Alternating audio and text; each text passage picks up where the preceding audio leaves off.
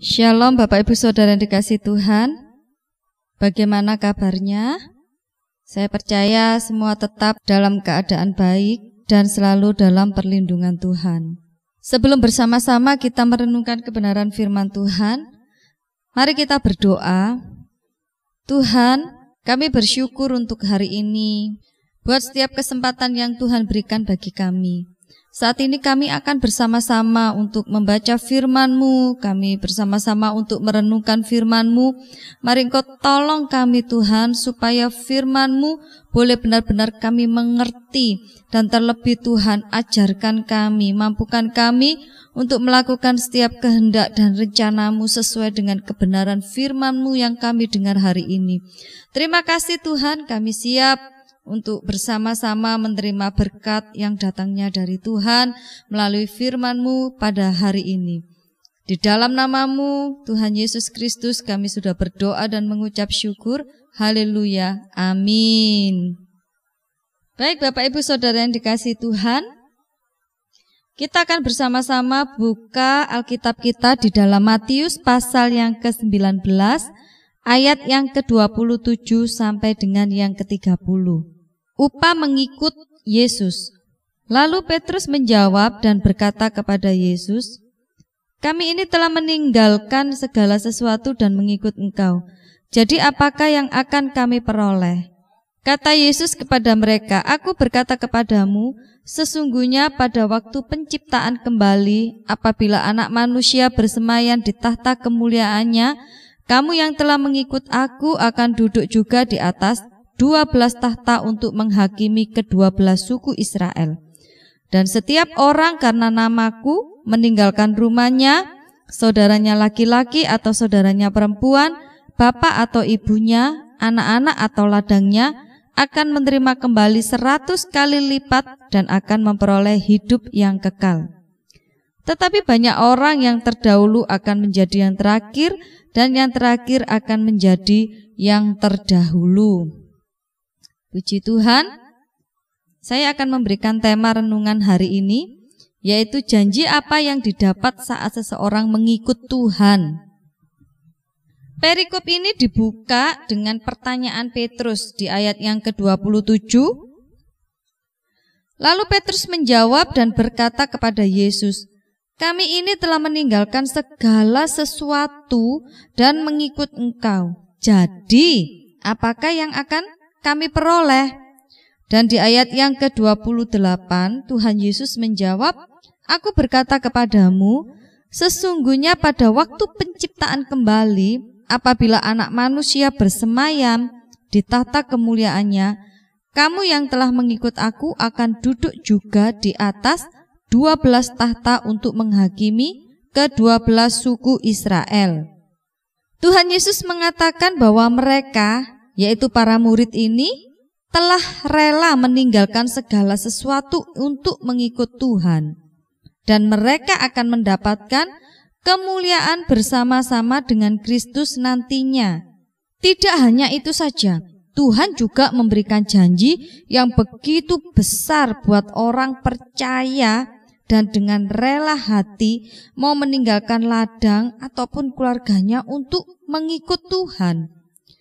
Bapak Ibu Saudara yang dikasihi Tuhan, meninggalkan ladang dan keluarga itu berbicara tentang meninggalkan segalanya, dalam arti prioritas hidupnya itu bukan lagi hal-hal yang bersifat materi atau duniawi atau kesenangan semasa hidup di dunia ini, tetapi prioritas hidupnya harus diubah untuk dapat menyenangkan hati Tuhan, sampai benar-benar kita mendapatkan perkenanan Tuhan di dalam hidup ini.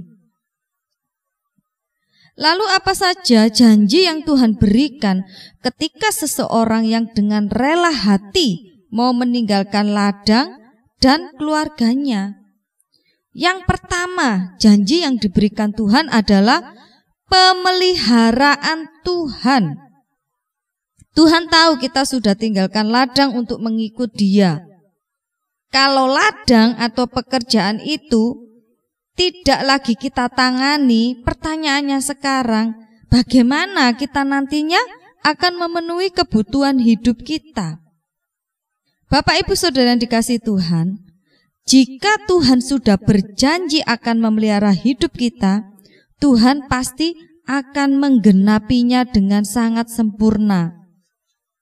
Jika Tuhan yang menciptakan segala sesuatu ini, alam semesta, semua yang ada di dunia ini, tumbuhan, lautan, semua yang Tuhan ciptakan, kalau Tuhan bisa membuat hal yang begitu besar seperti ini, artinya segala sesuatu yang ada di bumi ini, yang ada di dunia ini adalah miliknya Tuhan.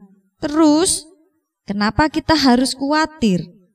Bukannya pemeliharaan Tuhan itu nilainya 100 kali lipat lebih tinggi daripada ladang atau pekerjaan atau bisnis yang kita miliki saat ini.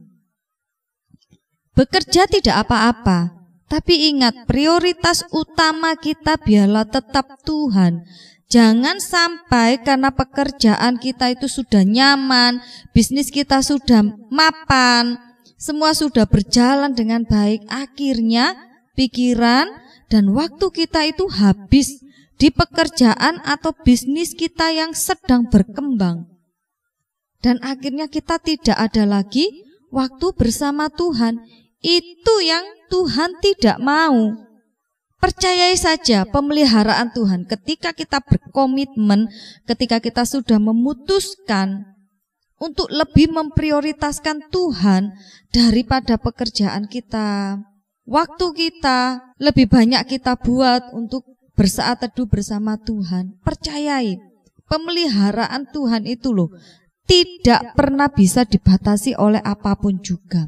Ketika Tuhan sudah mengangkat kita, tidak ada yang bisa menurunkan lagi. Ketika Tuhan sudah membuat kita menjadi kepala, tidak ada yang bisa membuat kita kembali menjadi ekor. Jadi, Bapak Ibu Saudara yang dikasihi Tuhan, prioritaskan Tuhan. Bekerja boleh, berbisnis boleh, tetapi utamakan Tuhan di dalam hidup ini untuk menyenangkan Tuhan. Sampai benar-benar hidup kita ini loh mendapatkan perkenanan dari Tuhan. Dan yang kedua, janji apa yang Tuhan berikan ketika seseorang dengan rela hati mau meninggalkan pekerjaannya, mau meninggalkan ladangnya dan keluarganya. Janji Tuhan yang kedua adalah hidup kita tidak akan pernah ditinggalkan sendiri oleh Tuhan. Tuhan pasti pertemukan kita dengan orang-orang yang bisa mendukung dan menguatkan kita dalam hal kehidupan rohani kita. Orang yang memang sudah berkomitmen untuk mau ikut Tuhan, dia tidak akan pernah ditinggalkan sendiri oleh Tuhan. Orang ini akan dipertemukan dengan orang-orang atau dengan suatu komunitas yang memiliki kasih yang tulus, persekutuan yang luar biasa dengan Tuhan. Orang-orang yang sama-sama memiliki beban di dalam pelayanan. Jadi tidak akan pernah dia ditinggalkan sendiri. Mungkin keluarganya menentang ketika dia berkomitmen untuk mau ikut Tuhan. Tetapi satu hal, Tuhan tahu apa yang menjadi pergumulan kita. Dia tidak akan pernah tinggalkan kita sendiri. Orang-orang inilah nantinya yang disebut sebagai keluarga di dalam Tuhan. Tuhan sudah menjanjikan pernyataan damai sejahtera untuk hidup kita. Bahkan ketika murid-muridnya masih ada di bumi ini, Tuhan menjanjikan damai sejahtera untuk mereka. Dan Tuhan berkata kepada mereka tidak akan meninggalkan mereka. Dan di dalam ayat yang ke-29 juga dikatakan bahwa setiap orang yang mengikut Tuhan akan mendapatkan hidup yang kekal. Orang ini akan dipermuliakan bersama-sama dengan Tuhan dan akan mendapatkan anugerah, mendapatkan berkatnya, upahnya hingga 100 kali lipat lebih baik daripada apa yang sudah ditinggalkan. Dan orang ini juga akan memperoleh hidup yang kekal. Tetapi Bapak Ibu Saudara yang dikasihi Tuhan, Tuhan Yesus juga mengingatkan kepada kita bahwa segala sesuatu yang kita terima, segala sesuatu yang Tuhan berikan untuk kita, itu karena belas kasih-Nya saja. Jadi Tuhan tidak memberikan semuanya itu kepada kita sebagai upah kita, ya karena kita rela untuk ikut Tuhan, bukan sebagai upah. Tetapi itu semata hanya karena kasih-Nya, karena belas kasihan Tuhan saja. Kita meninggalkan segala sesuatu untuk ikut Tuhan, karena itu memang sebenarnya keputusan yang luar biasa. Itu adalah keputusan yang terbaik. Selama kita masih tinggal di dunia, mari lebih lagi fokus kepada Tuhan. Dan kita jangan pernah berpikir seperti ini. Loh, saya ini loh berhak memperoleh upah, berhak memperoleh anugerah keselamatan, berhak memperoleh hidup yang kekal dari Tuhan. Karena memang saya ini telah mengikut Tuhan sejak zaman dulu. Sudah lama saya mengikut Tuhan. Bapak, Ibu, Saudara yang dikasihi Tuhan, orang-orang seperti inilah yang memiliki pemikiran seperti inilah, dia memperoleh anugerah ya karena memang itu wajar, karena sudah ikut Tuhan bertahun-tahun. Ingat, orang seperti ini, dia yang akan menjadi orang-orang yang terdahulu, yang akan menjadi terakhir. Tuhan tidak mau ada orang yang selalu merasa diri hebat, yang selalu merasa diri memiliki kualitas yang luar biasa secara rohani. Karena telah memutuskan untuk ikut Tuhan Yesus jauh sebelum yang lainnya ikut Tuhan. Jika ada orang yang direndahkan atau diremehkan, saya percaya Tuhan yang akan menjadi pembela atas orang itu. Itu sebabnya Tuhan Yesus juga mengingatkan kepada Petrus bahwa semua pemberian Tuhan bukanlah upah atau balas jasa dari Tuhan untuk Petrus karena mau mengikut Tuhan. Bukan seperti itu, tetapi semua pemberian Tuhan untuk Petrus, untuk murid-muridnya, untuk orang percaya, pemberian Tuhan untuk mendapatkan hidup kekal, untuk mendapatkan keselamatan, semuanya itu hanya karena anugerah dan belas kasih Tuhan saja, bukan sebagai upah karena mengikut Tuhan, tetapi itu sebagai belas kasihan Tuhan untuk setiap orang yang dengan rela hati mau mengikut Tuhan. Itu anugerah yang begitu luar biasa yang diberikan Tuhan bagi kita semua. Jadi Bapak, Ibu, Saudara yang dikasihi Tuhan, jangan pernah kita sombong hanya karena kita sudah lama ikut Tuhan duluan. Tidak seperti itu. Yang Tuhan mau tetap rendah hati. Kita tidak akan bisa memiliki hidup kekal tanpa kasih Tuhan. Kita tidak akan bisa memiliki hidup kekal tanpa anugerah Tuhan. Jadi bersyukurlah jika sampai dengan saat ini Tuhan masih memberikan kesempatan kepada kita untuk kita boleh melayani Tuhan. Selama kita sehat, layani Tuhan dengan segenap hati kita, dengan serius. Jangan sampai ketika kita sakit-sakitan baru kita berkomitmen, Tuhan, aku mau melayani Engkau ketika saya sembuh. Jadi Bapak, Ibu, Saudara yang dikasihi Tuhan, segala sesuatu yang kita miliki saat ini, itu semua karena anugerah Tuhan, bukan karena kekuatan kita sendiri.